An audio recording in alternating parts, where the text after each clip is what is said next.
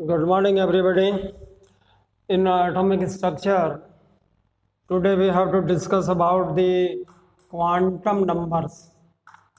अब ये quantum number जो है वो एटॉमिक स्ट्रक्चर को समझने का एक बहुत ही सरल तरीका है। देखिए, आपने जब हम सभी मॉडल्स के बारे में या अलग अलग वैज्ञानिकों की जो उन्होंने हाइपोथेसिस रखी है उनको अगर हम अध्ययन करें तो निष्कर्ष ये निकलता है कि एक नाभिक कन्फर्म है जो रदरफोर्ड की देन हुआ। उसके बाद बोहर ने जो है वो सर्कुलर एनर्जी लेवल बता दी है, ऊर्जा खंड बताए, ठीक। उसके बाद फिर क्वांटम मैकेनिक्स का इन्वॉल्वमेंट हुआ, श्रोडिंगर का वेव इक्वेशन आया। वहाँ पहुँचते पहुँचते ये निश्चित हो गया कि ये एक ड्वेल पार्टिकल है, इसलिए इसका जो वेलोसिटी है वो आपका कांस्टेंट नहीं होगा और तब इसकी पोजीशन को फाइंड आउट करना it is very very difficult. अब इलेक्ट्रॉन की पोजीशन को वेरीफाई करना, उसको आइडेंटिफाई करना, इसके लिए जो है वो श्रोडिंगर ने कुछ न्यूमेरिकल्स वैल्यू दी थी और वो जो न्यूमेरिकल्स वैल्यू है वो 3 डायमेंशनल स्टडी बेस्ड साई के मानों को, ठीक है, value of the psi that is the maximum possibility to finding the electron around the nucleus. तो ये जो मैक्सिमम पॉसिबिलिटी वाली जो बात आई है, ये इस पॉसिबिलिटी को कैसे हम डिफाइन करें, तो उस संभावना जो इलेक्ट्रॉन के पाए जाने की है उस संभावना को कुछ संख्याओं के द्वारा व्यक्त करते हैं, राइट। और ये संख्याएं ही क्वांटम नंबर के नाम से जानी जाती है, क्योंकि क्वांटम मैकेनिक्स आ गया तो क्वांटम शब्द वहां से लिया गया और संख्या न्यूमेरिकल वैल्यू से आ गई। तो हम इन छोटी छोटी संख्याओं के द्वारा उस इलेक्ट्रॉन की फाइंडिंग को डिफाइन करेंगे, परिभाषित जो है वो करेंगे कि ये इलेक्ट्रॉन कहाँ स्थित है, कौन से ऊर्जा स्तर में, कौन से कक्षक में, कौन से उप ऊर्जा स्तर में। तो इन सब बातों का अध्ययन करने के लिए हमें क्वांटम नंबर जो है वो आवश्यकता होगी। तो ये जो क्वांटम नंबर हैं ये 4 प्रकार के हैं और उसमें जो सबसे पहला जो क्वांटम नंबर है इसको हम बोलते हैं principal quantum number.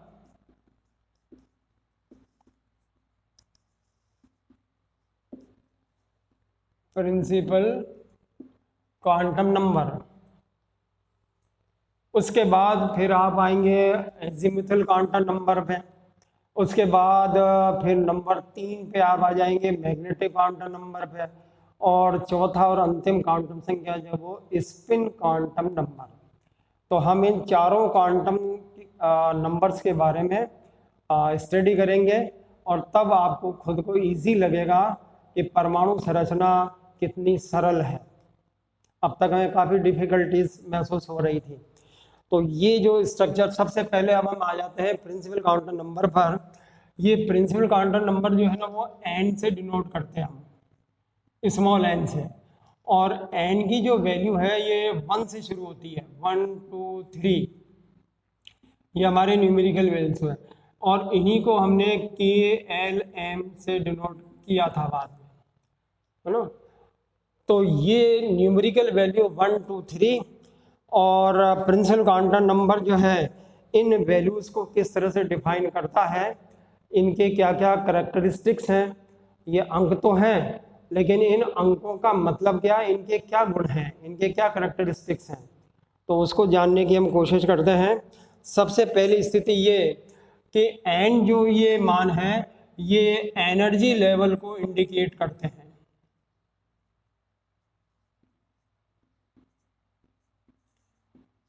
Number 1 energy level.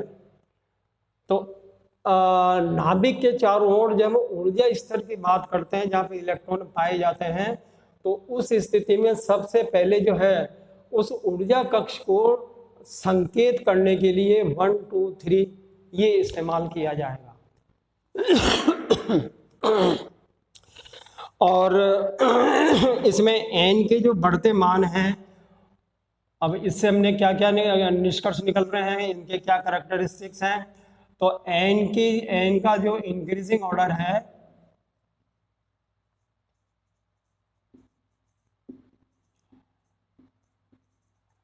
N का जो इंक्रीजिंग ऑर्डर है ये न्यूक्लियस से डिस्टेंस को इंडिकेट करते हैं। ठीक है, distance of electron from nucleus.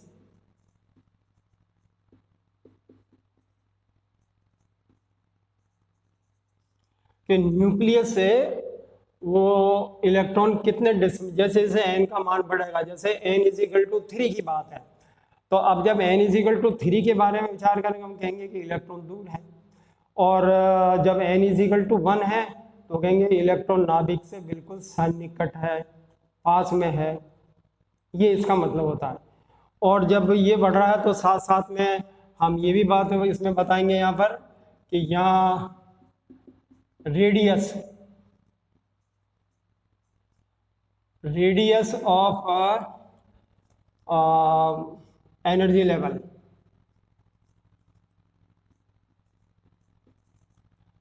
तो वो radius of the energy level जो है वो आपको बताएगा कि जैसे n इज इक्वल टू 3 का रेडियस ज़्यादा है, n इज इक्वल टू 1 का रेडियस कम है, तो उस ऊर्जा कक्ष का जो रेडियस है वो भी इस प्रिंसिपल क्वांटम नंबर के द्वारा ही डिनोट किया जाता है। इसी के द्वारा हम पता लगाएंगे कि ये जो एनर्जी लेवल है इसका रेडियस के सूत्र के अंदर भी ये बातें देखने को मिलती हैं। नंबर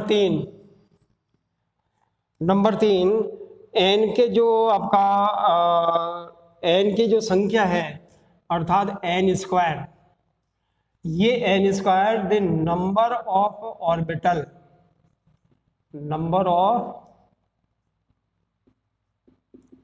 ऑर्बिटल्स कि उस ऊर्जा स्तर में कितने कक्षक हैं, ये एन स्क्वायर के द्वारा। जैसे एन ई का मान अगर 2 रख दिया जाए, if n is equal to 2, तो हमारा ये वैल्यू आ जाती है 4। ठीक है ना, एन स्क्वायर रखा यहाँ पर तो वैल्यू हो गई 4। तो अब हम कहेंगे कि इस दूसरे ऊर्जा स्तर में एन इज इक्वल टू 2 में 4 ऑर्बिटल्स हैं,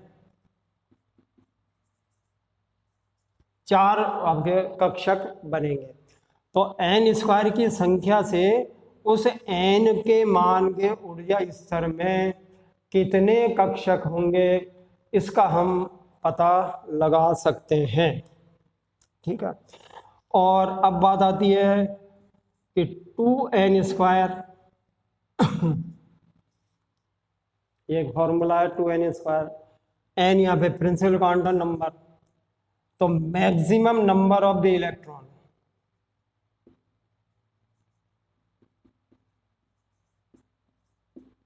इन एनर्जी लेवल, उस ऊर्जा स्तर में अधिकतम इलेक्ट्रॉन की संख्या कितनी होगी। एग्जाम्पल लीजिए, if n is equal to 3, ठीक है, चलिए पहले 2 से शुरू कर लेते हैं हम। 1 2 3 4, तो n इज इक्वल टू 1 होगा तो क्या होगा, नंबर ऑफ मैक्सिमम इलेक्ट्रॉन कितने होंगे, तो अगर ये 1 होगा तो इलेक्ट्रॉन मैक्सिमम कितने हो गए 2, और 2 होंगे तो 2n स्क्वायर से कितने इलेक्ट्रॉन हो गए 8, और 3 अगर होता है तो n स्क्वायर का मान 9, तो 9 दूनी 18, ये 18 इलेक्ट्रॉन हो गए, और अगर 4 है तो 32 इलेक्ट्रॉन। तो प्रथम ऊर्जा स्तर में अधिकतम 2 इलेक्ट्रॉन हो सकते हैं, दूसरे एनर्जी लेवल में 8 हो सकते हैं, तीसरे एनर्जी लेवल में अधिकतम 18, और चौथे के अंदर 32 हो सकते हैं। तो इस तरह से हमने इलेक्ट्रॉन की जानकारी जो है वो नाभिक के चारों ओर इस प्रिंसिपल क्वांटम नंबर से हमने ये पता लगा लिया कि इलेक्ट्रॉन की संख्या कितनी होगी, ये अधिकतम इलेक्ट्रॉन की संख्या है। एन के बढ़ने से ऊर्जा भी बढ़ती है। अब यहाँ पे इसी में मैं इसको डिनोट कर देता हूँ वापस, ये नंबर 3 एन के बढ़ते मान, ठीक है, इंक्रीजिंग द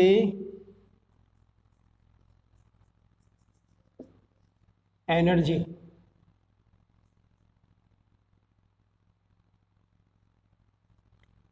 उस ऊर्जा कक्ष की ऊर्जा का मान भी बढ़ेगा यदि n की संख्या बढ़ती है। ठीक है, n की संख्या के बढ़ने से, because the E is directly proportional to the n, वो उस प्रिंसिपल क्वांटम नंबर के समानुपात में होता है। इसलिए n की संख्या जब बढ़ेगी तो उससे आप उस ऊर्जा स्तर के ऊर्जा के मान भी बढ़ेंगे। इससे आप ये भी पता लगा सकते हैं कि इलेक्ट्रॉन जब अपनी अधिकतम दूरी पे जाता है तो उसकी ऊर्जा ज़्यादा, और जब वो न्यूनतम दूरी पे होता है तो ऊर्जा उसकी कम हो जाती है। ध्यान रखना है कि ये जो ऊर्जा है ये यहाँ पर काइनेटिक एनर्जी से मतलब है, half mv²।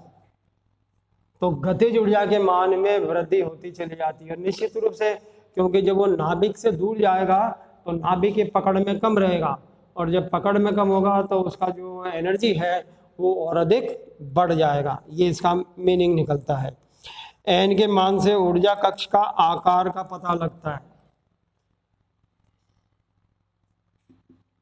Size of energy level, ठीक है, कि वो जो ऊर्जा कक्ष का जो आकार है वो छोटा है या बड़ा है। तो n का मान बढ़ेगा तो फिर उस ऊर्जा कक्ष की ऊर्जा का जो वो आकार है, साइज है, वो भी इंक्रीज होगा। कि n इज इक्वल टू अगर 4 में इलेक्ट्रॉन है तो निश्चित रूप से हम बताएंगे कि उसका आकार जो है वो पहले, दूसरे, तीसरे की तुलना में ज़्यादा है। तो ये बातें कुछ इस n के मान से हुई। तो n के मान के द्वारा हम प्रिंसिपल क्वांटम संख्या से इलेक्ट्रॉन के बारे में ये जानकारियाँ प्राप्त कर सकते हैं। तो देखिए पहले से इजी हो गया ना, हमारे पास तो ये 2-3 सूत्र हैं। n का मान पता होना चाहिए, n² और 2n², उससे हमने कितनी जानकारी प्राप्त कर ली इलेक्ट्रॉन के बारे में। तो ये प्रिंसिपल क्वांटम नंबर। अब दूसरी क्वांटम संख्या जो है वो आपके बन जाएगी एजीमुथल। इसको हिंदी में हम बोलते हैं दिगंशी क्वांटम संख्या। हिंदी में से कहेंगे दिगंशी क्वांटम संख्या, एजीमुथल क्वांटम नंबर। इसको एल, स्मॉल एल से डिनोट करते हैं। ये स्मॉल एल है, स्मॉल एल से इसको हम संकेत देते हैं एजीमुथल। और ये जो संख्या है वो ऊर्जा कक्ष में कितने उप ऊर्जा स्तर है, सब एनर्जी लेवल।